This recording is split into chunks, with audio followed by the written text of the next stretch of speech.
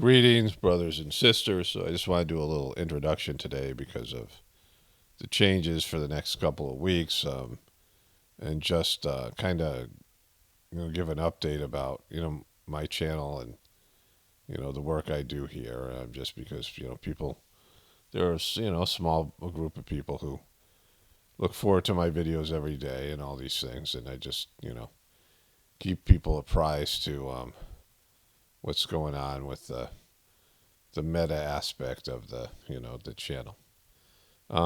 So first of all, I can't post on my other channel, Pock Laughs Now, for 2 weeks because it's ridiculously stupid community guidelines stuff that YouTube has lost control of their bots and their everything. And so it sucks in different ways because I have a rhythm and routine, and then to get that channel back up, people just forget about a channel.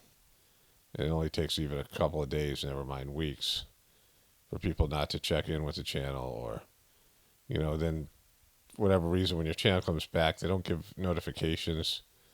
They just, whatever.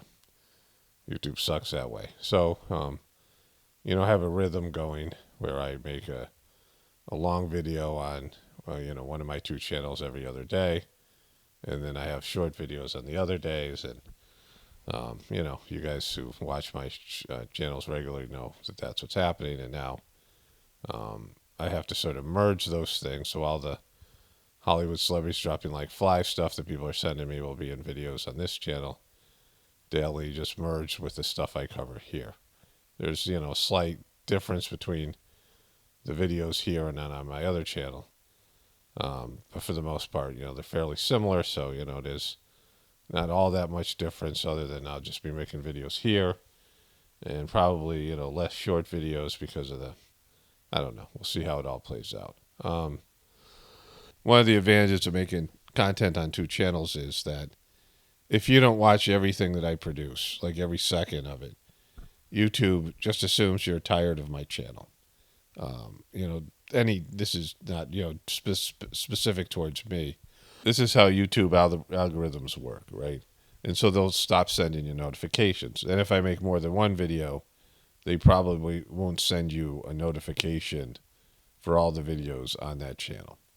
So, taking some time off, like if I had 3 or 4 channels, and, that would probably be the best way to do it. Of course, it's hard for people to follow you across all different channels, and people don't have a sense of it, right? They don't want to work for, like it's just, which is, part of the problem. And so it's just the way that when you make a lot of content, even though it's good for YouTube, their algorithms punish you, and people are like, oh, I really loved your channel, and then I got unsubscribed and I forgot about it, and I found it again like a year later, right? So people don't want to, do anything on their own to make sure that they get the content, because I make content every day on 2 channels. And for some reason, some people won't watch one channel or the other. They just want to watch one or whatever it might be. And so there's all of those things.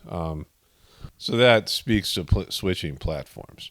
There are people who won't follow you to another platform, and they don't want to, whatever. It's just the way it is. Like, people will watch your stuff on YouTube, and that's familiar to them, but they won't go to another platform. So I maybe have between 1 and 5,000 regular viewers who watch, pretty much all the stuff that I produce, which is a small amount when you consider I have 11.8 million lifetime views. So I don't know how many people that makes up. Maybe, some hundreds of thousands to a million of different people have come across my content. And so out of all those people, there's about, between 1 and 5,000, like, good, supporters who get what I do here and enjoy what I, produce. There's other people who like my stuff but come and go and, whatever.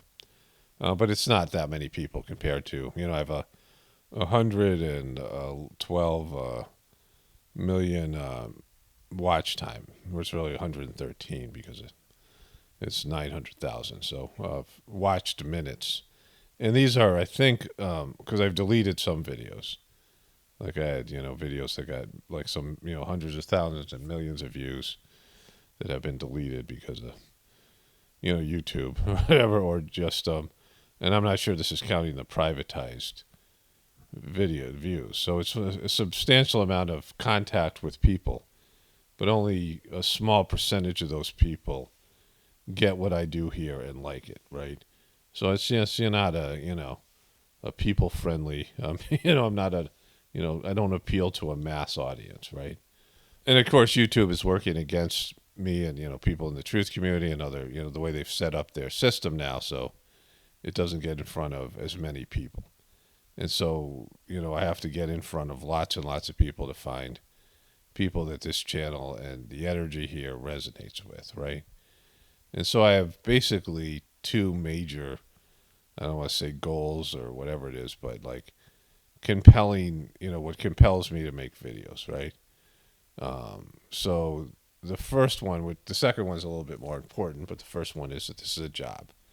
So I have to be, economically compensated.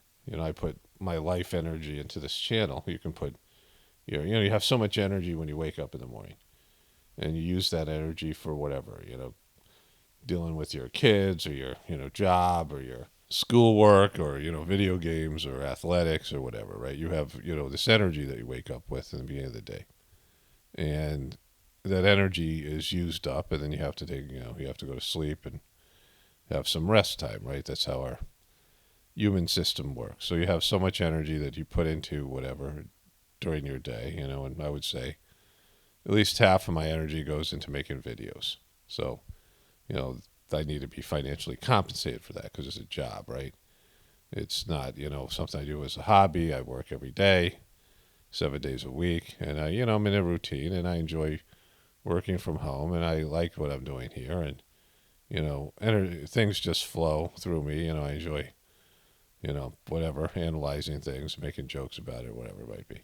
But to do it, I have to be financially compensated, and the way I get compensated, the main way is through YouTube running ads on my channel, and then getting a certain number of views. I get about I think around 5 to 7, 8,000 per video, and of course the longer videos have more ads, so there's that. But that's how the system works in terms of being economically solvent, economically viable, I guess would be the word. Where I am, able to get compensated and make enough money that I can call this thing a job, right? And and keep on doing it. The more important piece to it is that because of doing the Sagemark system for years, I have been blessed with the transmission, the energy that goes along with doing the practice, and because of it being given to me freely and given to me in a way that's benefited my life, and I believe it's the solution to everything that's happening, the negative things that I cover about our world and people, that there's a solution, a spiritual solution.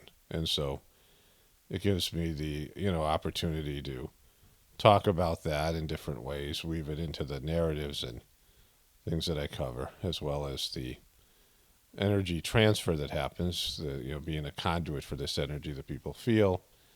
And so there are people out there who that on a soul level, they resonate with this energy, but they don't really have any way of accessing it consciously, many of you. And so you wouldn't have been able to hear about it other than my channel. So, I feel a duty, a sense of, obligation to the system itself and other people in this world to let them know that this thing exists, and, whatever experiences now, of course, doing the gratefulness meditation that we do. And so those are the two things, right? There's, of course, the comedy and the other aspects of the channel, but, those are the two main things, that it needs to be a job. And more importantly, it has to be a place where I can talk about this transformational system and, and the people can experience it for whatever reason. And having a wider audience, because there are just not that many people that resonate with the energy and the idea of it. And so it's a very small percentage of the human population. And so my videos have to be on the biggest platform, and just, the way everything works now, just to so people can come across, all of that. The few people out there that are, you know, that are craving this and their hearts are there and whatever. It's just, again, I don't know what the percentage is, but it's a very small percentage. And so YouTube, like, obviously is the best place for that. So if I went to some other platform, my videos that now get 5,000 views would get maybe 100 if I was lucky. Even if they did ads and ran ads and there was some financial compensation, it would be, I don't know, less than, there'd be almost nothing, right? I could go to a subscription-based model where people pay to listen to my content, and it'd be, 500, whatever amount of people, whatever that would be in terms of financial compensation, but there'd be no access to outside people, right? There'd be no way to bring new people into what's going on here, and then people would leave, right? So people who would, they get tired to listen to me, they, whatever I say something that hurt their feelings or disagree with their belief system, and, they would suspend their financial support of the channel, and I'd be constantly working to bring more people in, and then there'd be like, I'd have to watch what I say, not to hurt anybody's feelings. People are now, feeling like they're my boss in a sense because of their, their patrons, customers, and all these things. And so I don't like that model, and, I'm not a businessman, and it kind of defeats the whole purpose of being able to be out there for new people that, are out there looking for, craving to get contact with the Sajmark system, that, now what we're calling gratefulness here. And, there's lots of people out there, and, this is one of the few places where they could get, conscious. They might even be doing it on a soul level, right? Sajmark, they might be connected with it on a soul level, and they, need conscious connection. And so, there's not really any other platform that would do that for, would check all the boxes, so to speak, right? There's the model out there that you make YouTube videos to bring people, new subscribers, into another platform. But I don't, when I was putting my videos up on Twitter and, YouTube did it automatically, it was fine. But then when I have to copy and paste and put them up on Facebook, it doesn't seem like a big thing, but it like sucked for me. And, having two channels is even though it's like kind of the same thing, it's, you're managing different things. And then, I feel like it's good for me to go through the comments for a variety of reasons. Sometimes people leave helpful comments or links or whatever. It's good to get feedback in one way or another. And then I have to just make sure that it's just not invaded by hateful, negative people that wreck a comment section, because there's so many of them out there. So banning people. So there's, it behooves me to go through the comments and all these things.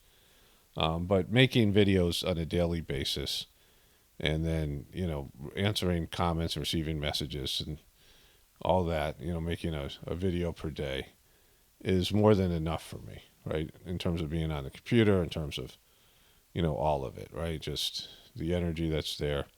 I enjoy the work. It's not like I, complain about the work, but it's just enough. Like all the other stuff that I would have to do, business stuff, would take far more amount of my energy because I'm not suited for it, right?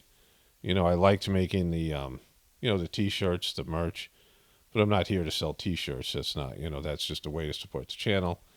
And, I have a commercial I'm going to get going, this week. I want to do that. And then some of these other things, right? Making a channel membership for YouTube. But like, I don't get these things done because I'm just making content every day and then doing gardening and, just my other, life activities that we do here, right?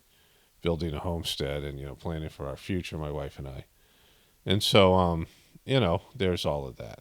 It's hard for me to do new things. Learning a new platform, navigating a new system, and, for what? Like, it's, it's good for me to do routine. I've gotten this to a home routine.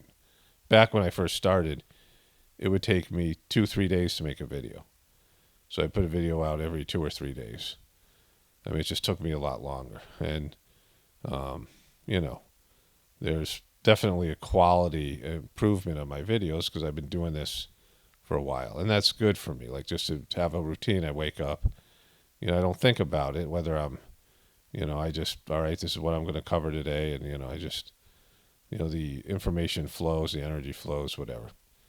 And I enjoy doing it, like I said. But if I have to bring in other aspects of a business aspect, or whatever it might be, or switch to another platform and do operate on different platforms, and have to put a lot of energy into getting money one way or another, then it's just all that energy that used to go into the videos goes into other things, right? And as you get older, you don't really want to do that, because I'm not, I mean, I want to do what's easiest and best for me at this point, right? And people say, well, why don't you just post videos on Rumble or whatever, any other platform? What they're saying is, this is what would be best for me. Like they want to hear my content, they want to hear the, whatever it is, but that's, they don't care, because as far as they know, it's just them being on Rumble or being on YouTube, and other people or as truthers are on Rumble or BitChute or whatever it might be. And so for them, it would be no change. They get to listen to the same content, and I would have more freedom of expression. I wouldn't have to deal with YouTube's community guidelines. So for them, it makes sense, right? But you're not looking at, my needs, and the needs of, for me to keep on producing this, content, right? And, I'm grateful for viewers, in the sense that there'd be no reason for me to do this, to talk to myself into a microphone, if there weren't people who were, into what I'm saying, or benefiting from it, or interested in what I was saying here, and didn't like the content. So that's there's gratitude for that, because it gives me a reason to keep on going. But like I said, the majority of people come across my content, and they might like it a little bit or whatever it is, but they come and go. There's no real connection there. They're not really suited for any type of long-term relationship, whatever it is, video relationship, whatever that you call this. And they just, they come and go. Maybe they watch a video once in a while. Yeah, that guy, I like that guy, or whatever. And lots of people just don't like me at all. Like, that would be the majority of people come across, don't get it, get offended about what I say or how I say it. They don't like me personally, whatever. So that's the majority of people, right? And then there's lots of people who like the content but don't want to do anything, right? They don't want to pay for it. They don't want to, to recommend it to their friends. I have all these people in the past who would write to me and leave me messages of how great I was, and how great how much the content I produced transformed them in some way or another. And then, I would look at their Facebook page, and they would post like other truthers videos, like, or something, and they wouldn't share mine, right? So for whatever reason, I'm limited, because I'm not a Christian, for example, or I'm not a flat earther, or I'm not I don't have a, like, sort of a niche, based in the way that the truther demographic has been broken up, right? There's these, various, subgroups and things, and, most people are Christians, or most people are, sort of right-wing people, or Trumpers, the QBs. I mean, there's a vast amount of more people that, when they hear that I don't believe what they believe in terms of their specific way of being a truther, then it makes it less of a connection, right? Because they identify heavily as as a sort of a right-wing person, or Christian, or whatever it might be. And when I cover things, I cover all the stuff, that all these things are are deception. They're part of the beastly system. And then all the people that have hopium in one way or another, and believe that the system can be fixed, and it's hard to believe. It's hard to listen to somebody who says it, it can't, and this is, there's no way to save this thing. So, and then just my abrasive, like, nature of my personality. So, like, I'm not somebody who's going to appeal to a larger audience, right? And, people are going to come and go, and that's just how it is. And I'm not, like, socially, people want to have live videos and have me comment to them directly. They want personal, interaction. They want to be reaffirmed. They want, shout outs, or whatever it is. Like that model of, whatever it might be. They want more from me. They want to send personal messages. They want, me to respond, have some sort of relationship type of thing. And, I just don't have the time and the energy for it. And, I can't do that now just for individuals and keep up the amount of content that I'm producing, right? And so for all those reasons, I'm very, limited in what I can do, right? Like I don't see myself going to another platform and then having to take on a bunch of more work that isn't making content, right? Like the main thing I can do is make content. I'm not a businessman. I'm not a social person. I'm not someone who networks. I'm not someone who's going to, work real hard to promote myself and, you know, win more, viewers and things. I'm not going to, do things to make people feel good so that they'll stick around. I don't, it's not who I am as a person. And it would be a misuse of my energy, my resources. And I've talked about that with Master, Chargy, saying that one definition of morality is the proper utilization of one's resources. And my best use of my resources is to make content on a daily basis and make what I consider quality content and let everything else take care of itself. But now YouTube is running into issues. For whatever reason, they're not compensating people, whether it be bot glitches, I don't know what it is, right?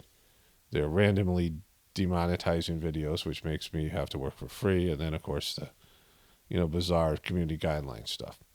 And they're laying off employees because the economy's crapping out. And, maybe they don't have as much ad revenue because the economy's crapping out, right? So, so YouTube is going through, difficult times. I'm not making nearly as much money and I'm having more problems, just functioning within the system because it's glitching out all over the place because of the AI stuff or whatever else. So that, that's the situation as it is now, right? Where I'm making less money and, substantially less. And I don't have confidence in YouTube going forward. I don't see a solution, and I would say that right now, and this is pre-gathering because there's a spiritual gathering coming up this week, and there's, what's called cleaning that happens before the gathering, which I'll address to those of you doing gratefulness meditation. I'm going to, and those of you who want to try it this weekend would be the best time with the Babaji birthday celebration coming up. But in terms of, maybe there's a little bit of burnout that comes to, when things are like, I'm experiencing some frustration and some, issues. My wife and I are, dealing with things that, not big things, but just irritants or whatever it is, right? And there's a lot more of them than normal, and that, again, would be covered under the cleaning thing that happens before a gathering. But, my energy level for BS is just, I don't have it, right? I don't have energy for drama and, things that waste my time. And, as you get older, your time is your most precious commodity, right? It's your most, precious resource. You realize that your time is flying by. My time that's left on this planet. And, of course, we're doing things outside, creating a homestead, food forests and things that are, going to take us into the future. And eventually I can transition from doing these videos to being like a full-time farmer where I'm growing food, and that's a way to contribute or whatever, and, whatever it might be, right? And up until that point, I've been compelled to do this. Like something inside me compels me to get up in the morning and look at what's going on in the world that I care less and less about, right? As, it becomes more obvious that it's just, watching something die, right? Like, I mean, that's what's happening here. And, as I get older or whatever. But I've learned to enjoy this, and it's something that I'm in the habit of doing. And I think it's, again, I've talked about power grossness being the worst thing, and I've been given whatever abilities to make these videos for whatever that's worth. And, I'm compelled, like I said, to do it. And so I'll keep on doing it, but it's, there are these other factors that, people, it would behoove me to, tell you guys, I think I've used the word behoove 3 times now, to tell you guys, who are connected to this channel and want to see you keep on going. That's the situation. And if it doesn't, I'm going to need to grow it in some way. Like I said, I have an ad coming out. I don't know if that will do anything. And then I'll get the membership thing done eventually, and then whatever. But it'd be great if it was many more views per day. Like if there was more people. And again, I'm not a person that builds audience. I don't ask people to subscribe. I don't spend time doing that. I don't, spend time, trying to cultivate and grow my channel the way that other people do. And, all these other things that I've already mentioned about my personality type and, where I want to put my energy and, what's best for, where I'm best suited to utilize my energy. It takes a lot less energy now to make a video than do like the business aspect or, be a cheerleader and, make people feel good about themselves so that they'll keep on coming back. I don't have the energy. Like if people are recognize they're getting something here, then they have to work for it, right? They have to go to both channels. They have to, you have to put in some effort, maybe keep my channel up on a toolbar or something, or not a toolbar, but a browser or whatever, or two browsers, and the same way that I have to do things, right? You have to put more effort into it because YouTube is, not publicizing channels like mine. And again, the other aspects, the other options are, not really conducive to the way I do things. There'd be a lot of changes that I'd have to go through, and I don't know, if I would, where my ability to do that is, right? How much I'd be willing to do that for, more energy, more work being put into this, less of it being put into content and making less money and speaking to less people, right? So it just really isn't something that I'm, it's not doesn't sound very appealing to me. And the other aspect is the collapse of the heartfulness system. Dodgy, the leader of the heartfulness system, the current president, just crapping the bed and just going full scammer and failing and having a spiritual fall. And it's not just him; it's all the people. Because there's people who I know, and there's a collection of higher developed souls that did Saj Marg for years and years. There's this guy, Don Severin. He said, you'd be blown away if you knew all the, spiritual, former, past life spiritual leaders and people, who are, famous and, started religions and things that were a part of the Saj Marg. He said it's loaded with famous spiritual people, but some of those people were, Asuric kings, demonic kings, or, they had bad lives as well. And many of those people were Chargie's inner circle. And there's a video I've played over and over again of my Journey series where he, talked about how, they were all like just horrible people, the people in his inner circle. And that included Kamlish, obviously now, who's known as Dodgy.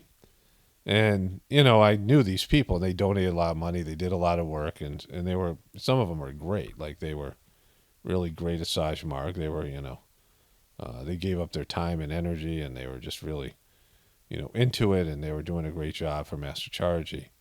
And they've all just allowed this to happen, or they've participated in it.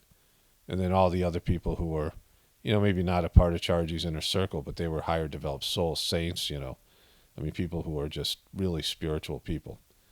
And they've all just allowed this thing to just be destroyed. And, they've received the transmission, some of them for 50 years, cleaning and transmission. Some of these people knew Babaji, and they've been doing this thing for, a long period of time. I've been doing it for 30 years, and they had been doing it 15, 20, 10 years before I did, right? And, all those people have just like a complete fail, and so, it doesn't bode well for humanity that the people who are, they had a predisposition towards spirituality. They came in with, some spiritual capital from past lives, and they received the transmission and cleaning, and they have just, whiffed on this whole thing in a way that's embarrassing. Like it's embarrassing to them and humanity and to the Saj Marg system and the rest of it. So, again, I guess there's a long game here in the Saj Marg. It's supposed to be a system that goes for 5,000 or 10,000 years or something, or maybe even longer in some form or another.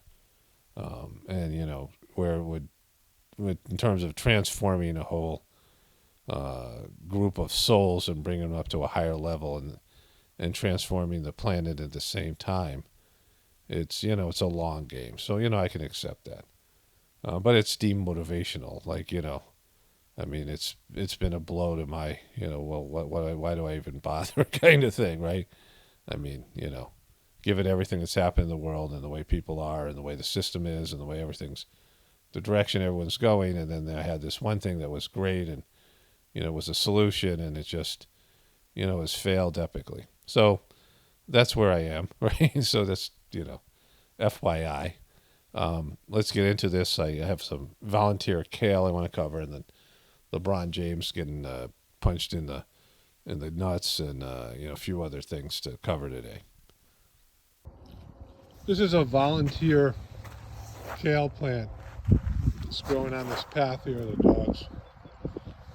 Um, Not near our garden anywhere.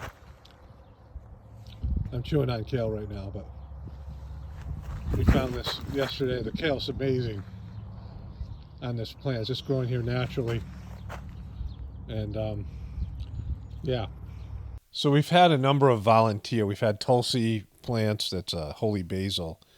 We grew some Tulsi. I don't know. It was outside, and we had these bins.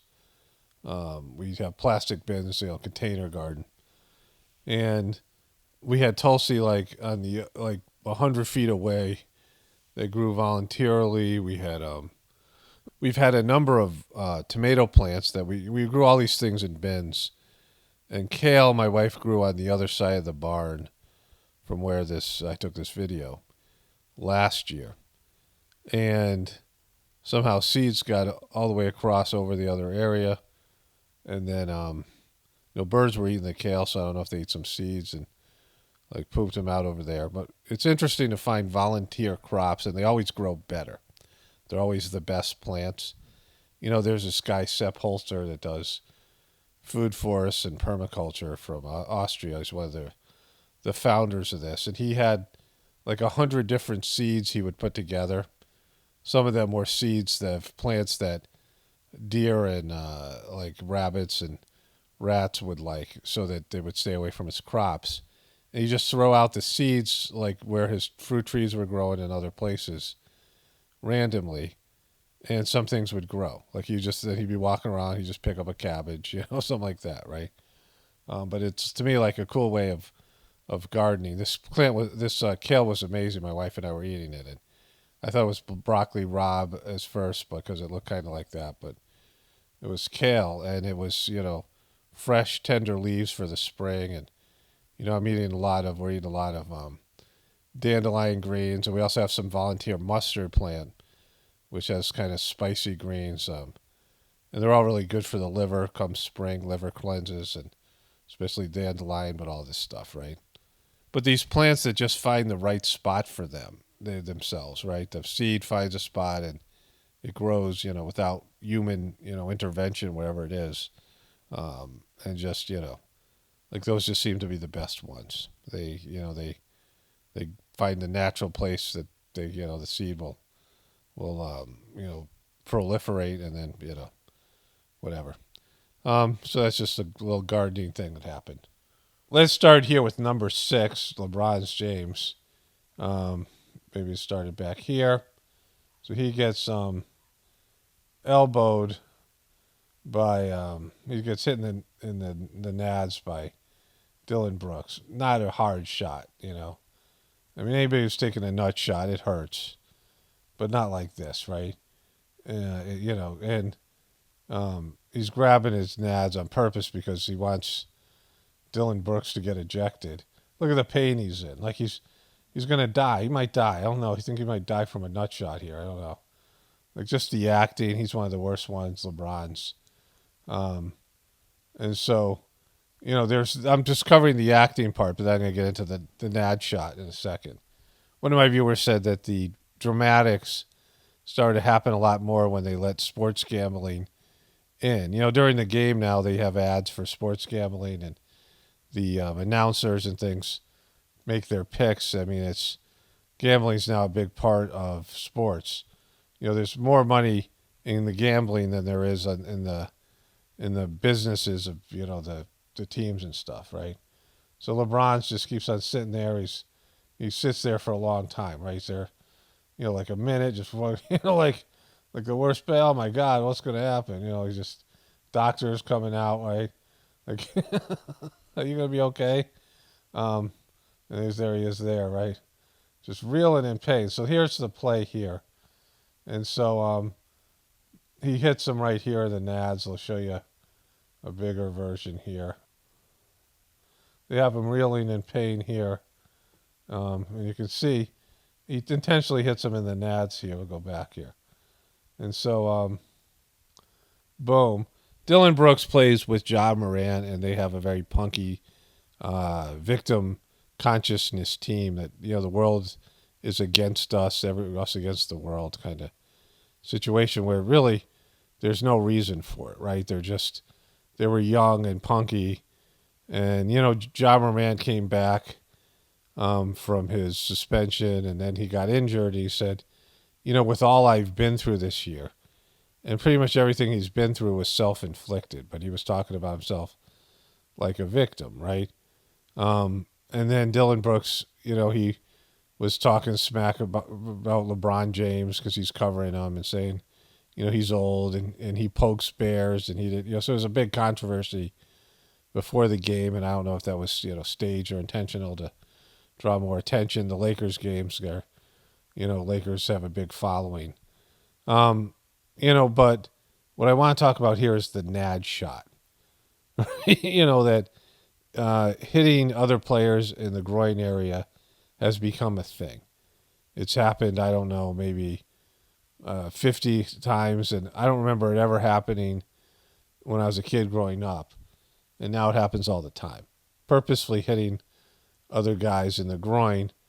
And, that's a sexual assault, right?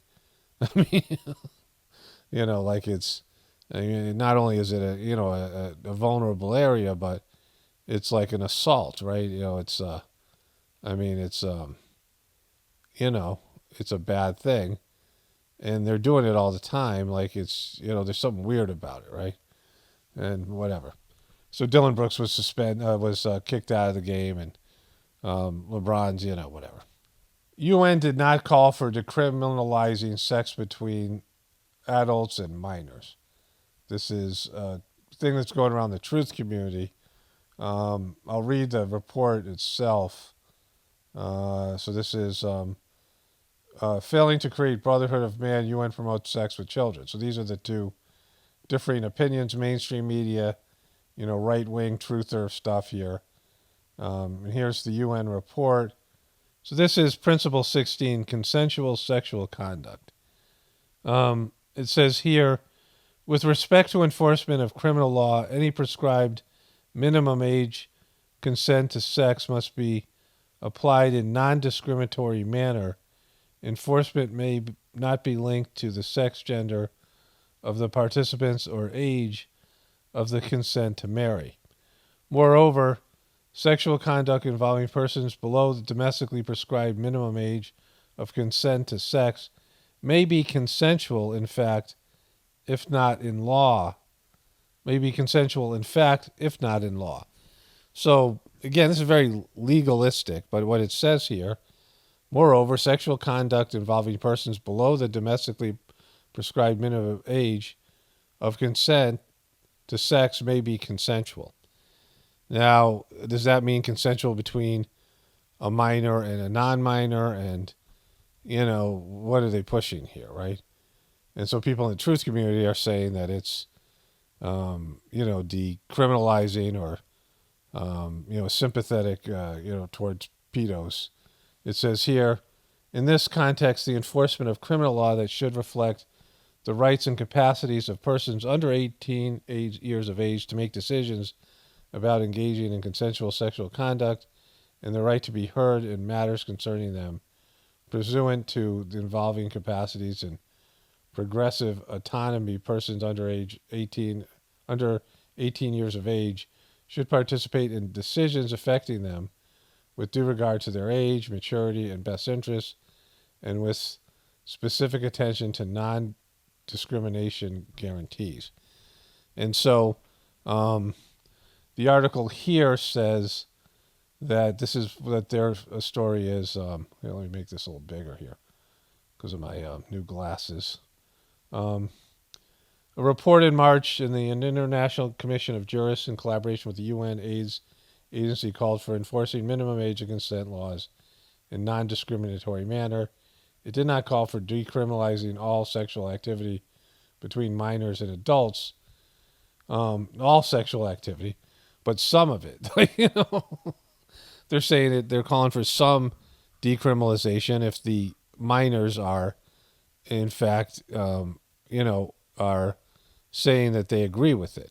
So again, this article is the AP saying that UN report did not call for decriminalizing sex between adults and minors, but it says here, again, um, it did not call for decriminalizing all sexual activity. So it said, sir, some, because they use the word all, between minors and adults. Spokesman for the UN and the Commission confirmed. So this is another part.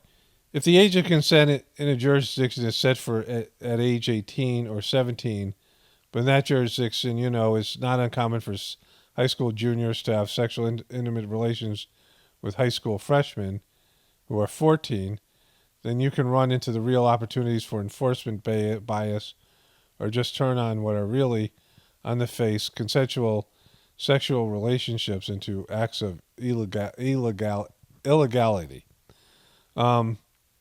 So I worked as a counselor for sex offenders in treatment programs where sex offenders were put in there for various offenses. Some of the kids in the treatment center, these were teenagers, had sexually offended young kids, younger kids, like, children. But some of them were, like one of my clients, he was like 17 and he was kind of dating a 14-year-old girl, but he used coercion and pressure and things. And they weren't really even dating. It like happened under the stairwell at school where he was kind of pressuring her for like sexual acts and things. And the school said it, clearly wasn't consensual and it wasn't the legal age, right? And so, a little bit different than some of the pedo, the pedos that would be offending young children, but certainly it was sexual offense. And one of the, the rules, or one of the, the situations that you look at is there equal power? Is there equal knowledge? Is there, is one person so much older and in a more powerful position? And you really can't have a consensual relationship that way, right? If somebody is so much, older and, in a different phase of their life and in a position of power and influence, and you have somebody who's younger and can't really operate on that level of consciousness as the person they're engaged with. And so the UN is definitely softening that aspect of it, no matter what. I mean, they're even saying this in this report. So, the tendency isn't to be more, against sexual abuse, right? It's to loosen up the pervading laws and rules and social dynamics. It's the UN. UN sucks. The Federal Housing Finance Agency push for affordable housing will increase payments for good credit home buyers to subsidize high-risk mortgages. So if you have good credit and you buy a home, you're going to get higher rates because they're selling it to people with poorer credit. Now, I have better credit now. I had horrible credit when I came back from India, and I'm not going to be in this situation, so it doesn't really affect me personally. But again, the Federal Housing Finance Agency's push for affordable housing will increase payments for good credit home buyers to subsidize high-risk mortgages starting May 1st. So that's cool, right? If you're working hard to establish good credit and all these things, you're going to pay more money. So somebody who doesn't have good credit can own a home. Why isn't the government subsidize it or somebody else, right? Why is it you? But most of these things would be Hollywood celebrities dropping like flies stuff. I loved my fiance, but after brain cancer diagnosis, I knew I had to leave him. Exactly. Who wants to tolerate that kind of thing, right? On September 8th, 2022, the day the Queen died, my life changed forever. This is because it was also the day I found out that my partner of 2 years, Jel, pronounced Yella, Freshen, at age 37, had stage 4 brain cancer. I'm really sorry, said the neurologist, but your scan suggests a malignant stage 4 cancer. I'm not laughing at the cancer, called this long word here. As soon as I heard these words delivered to my fiancée, I knew the future we had planned out was over. It had disappeared in a matter of seconds.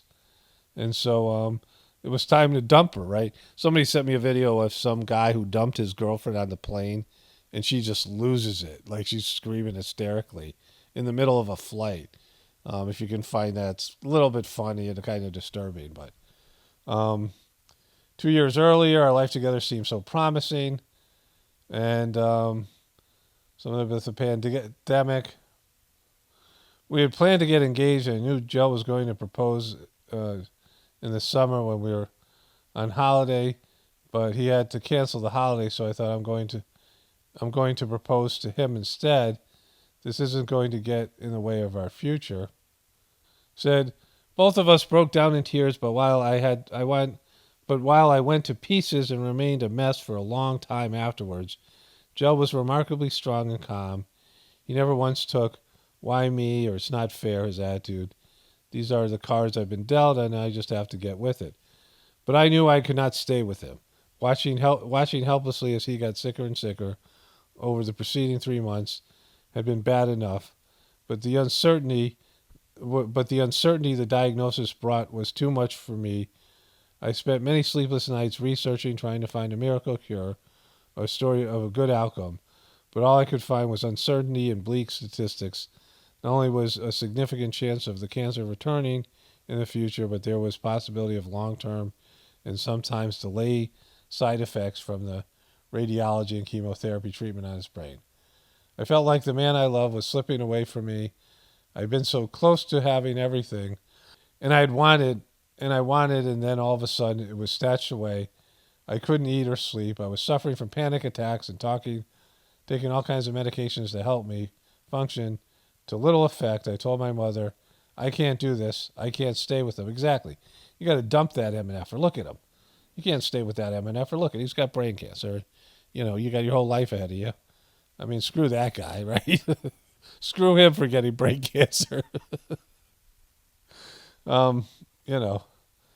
So that happened. New Zealand ships its last livestock as ban takes effect. So there's, I don't know, some sort of ban there.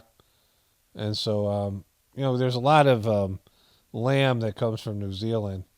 Like if you get it at Costco and places like that. So that's happening. Okay, Lisa Rinna, let's just watch this. Like that, and her lips, her face isn't natural anymore. She's seeing things. Look at the outfits. Look at that face. Look at those lips. Like she's just, she's a monster. She turned herself into a monster. Somewhere she said, I can't find it, but I covered it a long time ago, where she said she'd do a deal with the devil if she just looked young again. American math team that beat the Chinese math team. That's all you need to know about America's future.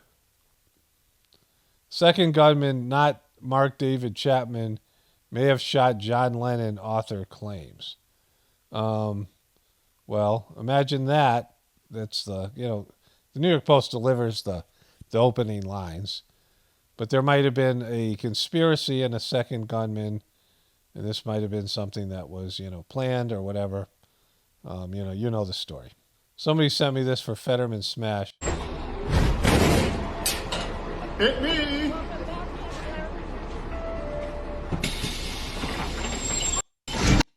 Fetterman Smash. Okay, a few more mostly dropping like fly stuff here. It's not a fly, but it's something that's completely without it in, it's still going. I mean, it's still functioning, but most of its, insides have been removed. Shady dealings, mystery of Chinese scientists who filed patent for COVID vaccine weeks before pandemic declared, then died. I mean, that says everything you need to know in the headline there. All this stuff that happens where there's, patents or people are shorting something before, something happens, makes it, more suspicious or really suspicious. Crystal Falls native Wisconsin State archaeologist dies after lake dive. Um, so I don't know. I don't know if he died of drowning here. Whatever. So this is interesting because the picture I used in the beginning of the video is from St. George, Utah. When I went to college for meteorology,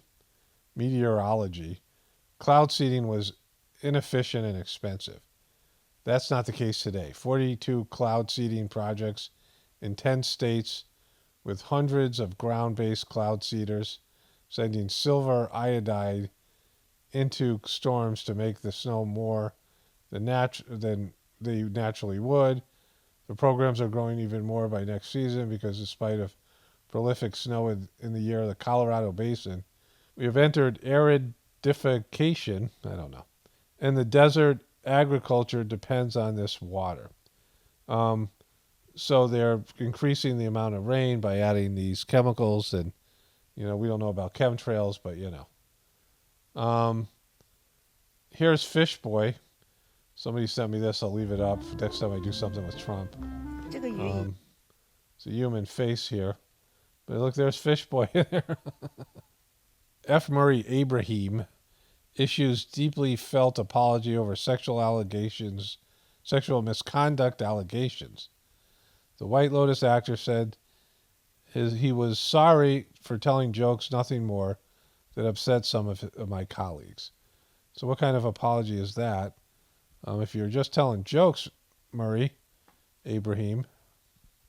Heartbroken family says cruise line let grandfather's body decomposed after a heart attack, stored him in drink cooler, $1 million suit. That's tough with the going on cruises. Bud Light marketing executive behind Dylan Mulvaney partnership takes leave of absence, report says.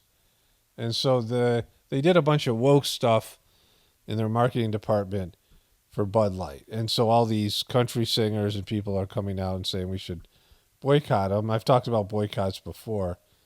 The issue is that you got to boycott all of Budweiser, not just Bud Light. You have to boycott the whole company. And I don't know if that'll work at this point. We'll see. But, this is, at least there's some pushback now for the first time. As Rust resumes filming in Montana, Alec Baldwin is working with Rory Kennedy on a documentary. So Alec's working again. Good for you, Alec. Ali Wong and Stephen Yoon condemn Beef co-star for extremely disturbing story. It's this guy right here. He played a scumbag sort of criminal. It was a good show, a well-done show. And, it was funny, and then it kind of got sort of profound at the end. It was well done. I always call it masterpiece level for what it was. But this guy played a cousin who's just a criminal and sort of obnoxious character. He told this story that was fabricated about like some sort of fantasy that he had.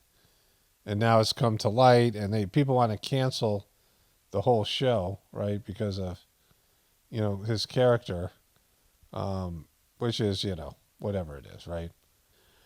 Rapper, designer, whatever it is. A couple of eyes. Seeking mental health care after allegedly exposing himself on plane.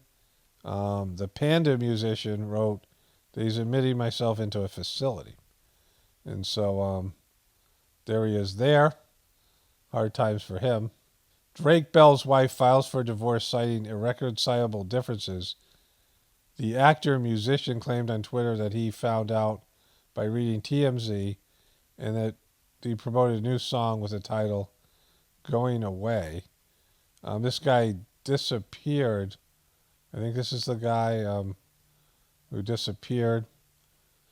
A week ago, the Daytona Beach Police Department reported Bell is missing, and so now he's, don't know who he is, but things are unraveling for him. Drake Bell trolls are going to kill me due to nonstop pedo accusations. So this came out later.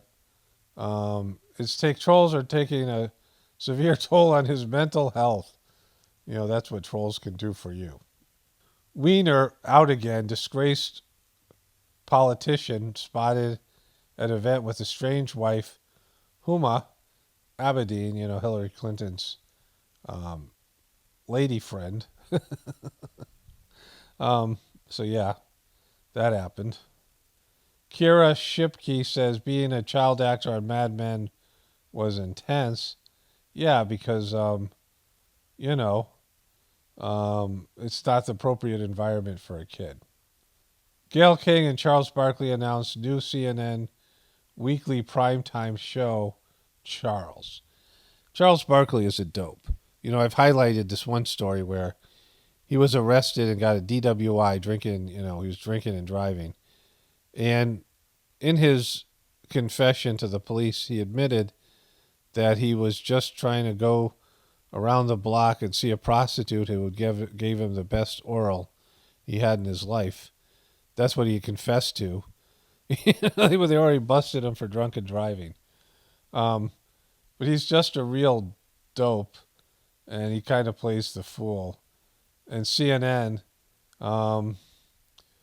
is now, having him have his own show because he's one of their best. He works for Turner, which owns CNN, TNT, the NBA movie channel, and so he works there, and so trying to use him to prop up their already despicable ratings. And he's so much of a dope, and he's so much of a shill for so many. He's just it's not that he's just a dope, but he slammed Kyrie Irving, and for the vax stuff and the other things, and he's gone after all the, he's just always been on the wrong side of things, right? Okay, just to wrap this up, I'm really tired. I don't know if it's I already took a nap already, so it's only noon. But I don't know what's going on. Maybe it's my eyes now. I think my eyes are adjusting. I'll talk about that more tomorrow. Hopefully they're adjusting a little bit to the new glasses, mid-distance. They're good long distance. I talked about this before. But I'm really tired. I don't know what's going on. My wife said we were both really tired yesterday. So I was going to say some more things, and I was going to talk about rust on my truck and things, but I'll cover this tomorrow, hopefully. Only spirituality will save this world. It's Paul Romano, definitely reporting from the Apocalypse and the Ascension. Everyone have a blessed day and be grateful.